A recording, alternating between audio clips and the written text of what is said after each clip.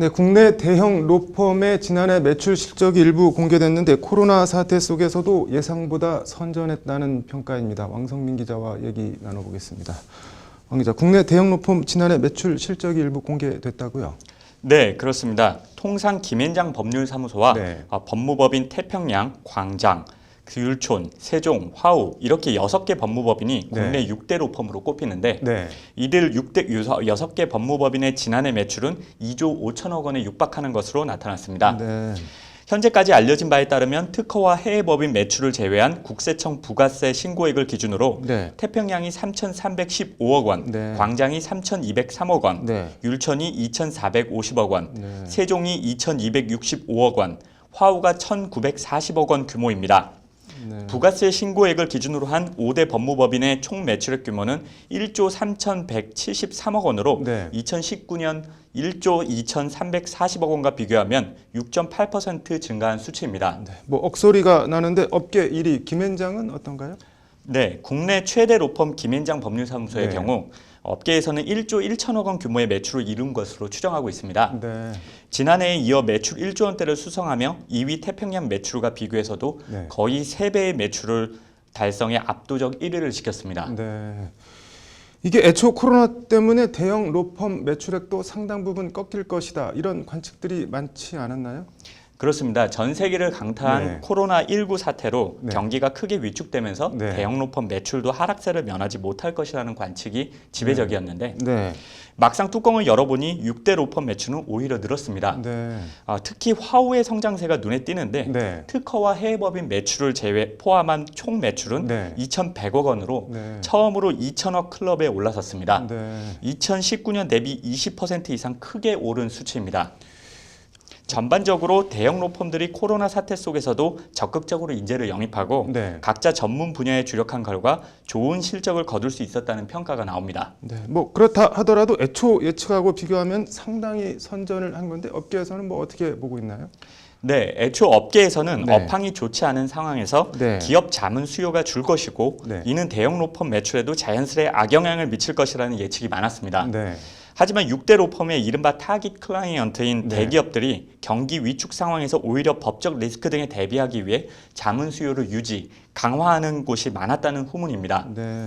국정농단 재판 등 총수가 연루된 이런저런 굵직굵직한 재판과 네. 이에 따른 송무 사건이 작년에 많았고 네. 이 밖에도 인수합병이나 네. 기업 공개 등 로펌 매출을 견인하는 수요가 건재했다는 점도 거론됩니다. 네. 이런 점들이 종합적으로 작용해 6대 로펌이 어떻게 보면 깜짝 실적으로 이어진 것으로 보입니다. 네.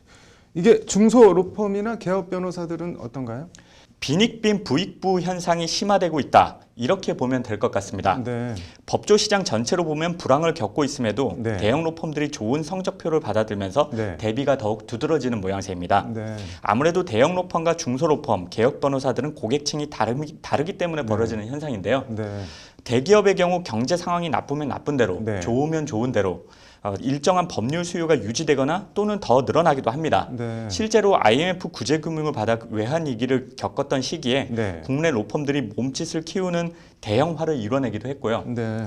대형 로펌 입장에서는 불황 속에서도 어쨌든 이른바 솟아날 구멍이 있는 셈인데 네. 반면 중소기업이나 자영업자, 일반인들을 주로 상대하는 로펌이나 개업 변호사들은 네. 고전을 면치 못하고 있습니다. 네. 이들은 불황이 찾아오면 일단 지갑부터 닫는 경우가 많기 때문입니다. 네. 코로나 특성상 사회활동과 대면 접촉이 대거 사라진 것도 네. 사건 수임을 어렵게 하는데 네. 당분간은 이런 사태를 좀 관망해야 할 것 같습니다. 네. 이게 뭐 외국법 자문 사무소들은 어떤가요? 여기도 어렵습니다. 네. 지난 8일 미국계 로펌인 코엔 앤 그레서가 결국 서울 사무소를 폐쇄했습니다. 네. 심슨 대처, 맥더모트 윌 앤 에머리에 이은 세 번째 서울 사무소 폐쇄인데 네. 이로써 우리나라에 진출한 해외 로펌은 28개로 줄었습니다. 네. 지난해 100억 이상 매출을 올려 퇴직 공직자 취업 제한 로펌에 이름을 올린 외국법 자문사무소는 코브레 앤 킴, 그리고 클리어리 가틀립 스틴 앤 해밀턴, 허버트 스미스 프리힐즈, 커빙턴 앤 벌링 4곳 정도가 전부입니다. 네. 살아남는 곳은 어떻게든 살아남고 네. 그렇지 않은 곳은 점점 더 힘들어지고 네. 외국법 자문사무소의 빈부격차도 점점 심해질 것이라는 게 업계 중론입니다. 이게 뭐 곧 백신 접종이 시작되긴 할 텐데 그렇다고 코로나 이전으로 완전히 돌아갈 수는 없고 코로나 사태 속 법조 시장 이거 뭐 어떻게 될까요? 일단 매출액 2천억 원 이상 6대 메이저 로펌 체제는 더욱 공고해질 것으로 보입니다. 네. 그 이하 500억 이상 1,000억 원 이하의 중형 로펌들이 네. 이들 6대 로펌을 따라잡기는 예전보다 더 힘들어질 것으로 예상됩니다. 네.